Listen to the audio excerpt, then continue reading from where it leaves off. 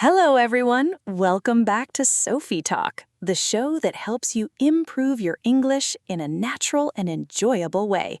I'm Sophie. And I'm Leo. Hi, Sophie. Hi to everyone listening right now. Hey, Leo. How are you feeling today? Really good, actually. Calm morning, no rushing, and a quiet cup of tea.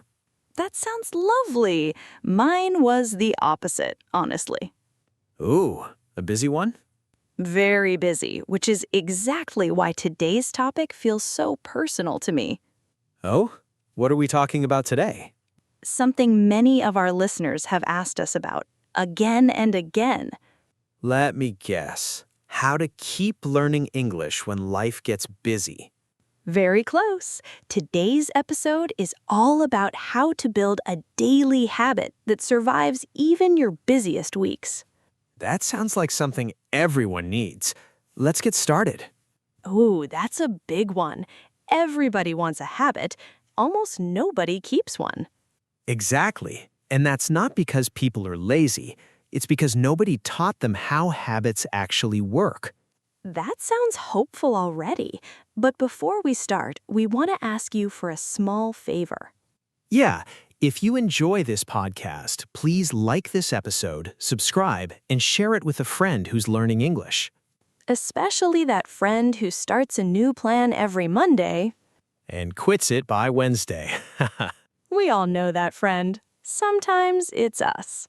Very true. Okay, let's talk about what a daily habit really means. So, Sophie, let me ask you first. What does the word habit mean in simple words? Good question. A habit is something you do so often that it becomes automatic. You don't decide to do it, you just do it. So it's not about motivation, it's about repetition. Exactly. Think about brushing your teeth. Do you feel motivated to brush your teeth every morning? Not really, I just do it. I don't even think about it. That's a habit. Your brain built a small automatic road and now it drives there alone. Ah, I like that. An automatic road inside my head. Yes, and here's the important part, Sophie. You can build that same kind of road for English. So English can become as automatic as brushing my teeth?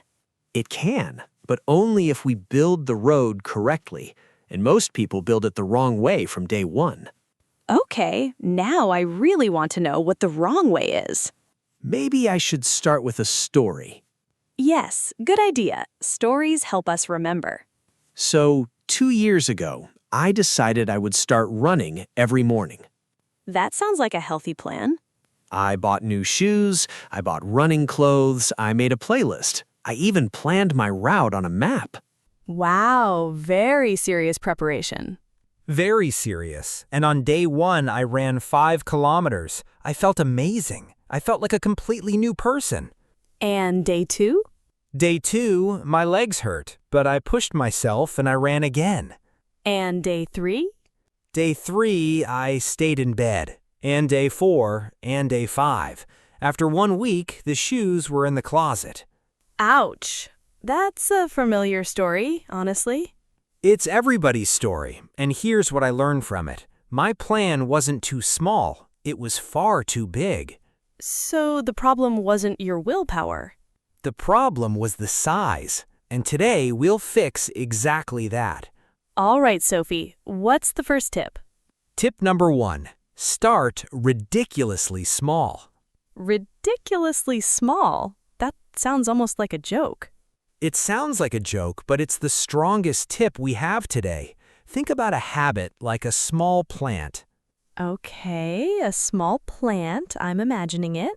If you pour a whole bucket of water on a tiny plant, what happens? You drown it. The roots can't handle that much water. Exactly, but a small cup of water every single day and the plant grows strong. So a big plan is the bucket and a tiny plan is the cup. Beautiful. That's exactly it. Many learners say, I'll study English for 1 hour every day. And that's the bucket. That's what killed my Spanish, honestly. Instead, say something almost embarrassingly small. I'll learn 2 new words today, or I'll listen for 5 minutes. That feels much lighter. I have a personal example for this one. When I started learning guitar, I promised myself 30 minutes a day. 30 minutes? That's the bucket again. It was. I lasted 4 days, and then I stopped for a whole month. And what did you change? I lowered it to one song, just one, every evening. Some days I played longer, but my promise was only one song. And did that work better? Much better. 2 years later, I'm still playing because the promise was so small, I was never afraid to start. That's the secret, everyone. A tiny habit you keep beats a big habit you quit. Powerful first tip. So what's the second one? Tip number 2. Attach your new habit to an old one. Attach it, like tying two things together? Exactly like that. Think of your old habits like train stations. Train stations. Okay, tell me more. Every day, your train already stops at certain stations. Waking up, making coffee, brushing your teeth, getting into bed. Those stations happen automatically. I never forget them. Right, so don't build a new station in the middle of nowhere. Build your new habit right next to an old station. So instead of I'll study English sometime today, You say, after I make my coffee, I'll learn 2 new words. The coffee becomes your reminder. that's clever. The old habit pulls the new one along. Exactly. Your brain already knows the coffee station perfectly, so the new habit gets a free ride. Can you give a few more examples for our listeners? Of course. After I sit on the bus, I'll listen to 5 minutes of English. After I brush my teeth at night, I'll read 1 page in English. And after I close my laptop at work, I'll say 3 sentences out loud. Perfect example. Notice the pattern, everyone. After I do the old thing, I do the small new thing. That's such a simple sentence to remember. It is, and it removes the hardest question of the day. Which question is that? When should I do it? That question kills more habits than laziness ever will. That's so true. Do you have a personal example for this tip? I do, actually. I wanted to start stretching in the morning. And did you attach it to something? At first, no. I just said, I'll stretch in the morning. And every morning, the morning simply disappeared. The morning disappeared. I know that feeling well. Then I changed 1 sentence. After I turn off my alarm, I stretch for 2 minutes. And the alarm became the reminder. Exactly. And now it's been 8 months. Not because I'm disciplined, but because the alarm never forgets. That's a wonderful example. The old habit does the remembering for you. That's so true. Okay, what about the third tip? Tip number 3. Make it visible. Visible, like something I can actually see? Yes, think about your habit like a light in a dark room. A light in a dark room. All right, I'm listening. If the light is off, you forget the room even exists.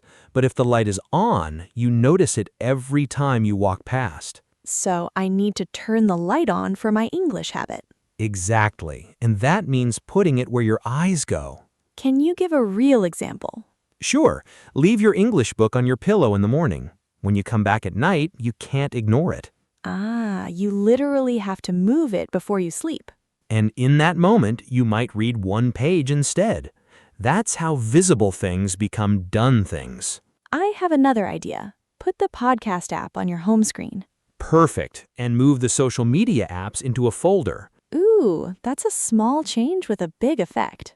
Very big. What your eyes see, your hands follow. That's true for good habits and bad ones. So tip 3 is about designing your space, not your willpower. Beautifully said, Leo. Your room should help you, not fight you. Can I add one more small idea to this tip? Please, I love the extra ideas. Make the bad habit invisible too, not just the good one visible. Ooh, that's the other half of the same coin. Exactly. Put the phone in a drawer during your English minutes. Same room, but out of sight, out of mind. So we're not fighting temptation, we're just hiding it. Right. Fighting temptation is exhausting. Hiding it takes about 3 seconds. That's such a practical trick. Thank you for adding that. Now I think we should talk about something a little painful. Ooh, are you thinking about the missed days? I am. Tip number 4, never miss twice. Never miss twice. I love that one. Here's the picture. Think about a habit like a rope. A rope. Okay. Every day you practice, you add one more thread to the rope. It gets thicker, stronger, harder to break. And when I miss a day? One missed day is just one missing thread. The rope is still strong. But 2 missed days? 2 missed days is where the rope starts to unravel, and 3 days is usually where people quit forever. So the danger isn't the first missed day. The danger is the second one. That's the real enemy. I've felt that so many times. I miss one day, then I feel guilty, and the guilt makes me miss another. Yes, and that's the trap. The guilt is heavier than the habit. So what should people do after one missed day? Do the smallest possible version immediately. 1 word, 1 sentence, 1 minute. Just to keep the rope alive. Exactly. You're not trying to be perfect. You're just refusing to break the rope completely. That's such a kind way to think about it. And it works. Perfect people quit. Consistent people continue. Now I have an important question for you, Leo. Please ask me. If we say build a daily habit, does that mean we must practice every single day with no exceptions forever? No, absolutely not. And this is very important. Rest days are part of the habit, not a failure of it. I'm so glad you said that, which brings us to tip number 5. Tip number 5, celebrate the small wins. This is my favorite one. Think about your brain like a dog learning a trick. A dog. Okay, this should be good. If the dog does the trick and gets nothing, it stops trying. But if it gets a small reward, it wants to do it tomorrow. And our brains work the same way? Almost exactly the same way. Your brain repeats what feels good and avoids what feels empty. So how do we reward ourselves for a 2-minute English habit? It's smaller than you think. Just say something kind out loud. Like, nice, I did it today. Exactly like that. Or, good job, that's another thread in the rope. That feels a little silly at first, honestly. It does, but silly things that work beat serious things that don't. That's a fair point. Do you have a personal example of this one? I do. When I practice guitar, I write a small mark in a notebook. Just a mark, not a full journal? Just one small mark, and after a month, I see 30 marks on the page. And how does that feel? Honestly, it feels wonderful. I can see my habit. I can prove it to myself. So the marks are the reward. The marks are the reward, and the rope keeps growing. Leo, we use some useful words today. Maybe we should slow down and talk about them a little. Yeah, let's do a small word tour before we finish. These words are important if you want to build a real habit. First, we said automatic. Yes, automatic means something happens without thinking about it. For example, brushing my teeth is automatic for me now. Or, I want my English practice to become automatic. Then we had the word consistent. Yes, consistent means you do something regularly, again and again. For example, I'm not fast, but I'm consistent. Or, consistent practice beats perfect practice. We also talked about willpower. Yes, willpower is the mental strength you use to force yourself to do something. For example, I don't want to depend on willpower every day. Or, my willpower is very low in the evening. Then we said trigger. We didn't use the word directly, but we used the idea. Yes, a trigger is the thing that reminds you to start a habit. For example, my coffee is my trigger for English practice. Or, I need a clear trigger or I forget completely. And we used the phrase small wins. I really like this one. Small wins are little successes that feel good and keep you going. For example, I celebrate small wins every day. Or, small wins keep me motivated for months. We also talked about being realistic. Yes, realistic means possible in real life, not just in your imagination. For example, 5 minutes a day is realistic for me. Or, 1 hour a day was not realistic with my schedule. And one more beautiful word, progress. Yes, progress means moving forward, even slowly. For example, slow progress is still progress. Or, I can see real progress after 3 months. And let's add one more. Motivation. Yes, motivation is the feeling that makes you want to do something. For example, my motivation is strong on Monday and weak on Thursday. Or, don't wait for motivation. Start anyway. And the last one for today, routine. Routine means the normal order of things you do regularly. For example, English is part of my morning routine now, or a good routine makes hard things feel easy. If you didn't catch every word, that's completely okay. You can listen to this part again, slowly. And if you want a small challenge, choose one of these words and make your own sentence. You can say it in your head, or be brave and write it in the comments. That's like sending your English brain to the gym. Yeah, a small friendly gym where everyone is learning together. So, if someone is listening and thinking, okay, this sounds nice, but what should I do today? What can we tell them? Let's give them simple steps. All right, step 1, choose one tiny English habit. For example, I'll learn 2 new words from this episode. Step 2, attach it to something you already do, after your coffee, after your bus ride, after brushing your teeth. Step 3, make it visible. Put the book, the app, or the notebook where your eyes will find it. Step 4, after you finish, say something kind to yourself. Like, nice, that's one more thread in the rope. And step 5, if you miss a day, never miss twice. Come back tomorrow with the smallest possible version. That's a complete system, honestly. 5 simple steps. Okay, let's quickly recap our tips so you can remember them. Good idea. Tip 1, start ridiculously small. A cup of water, not a bucket. Tip 2, attach your new habit to an old one. Build your new station next to an old station.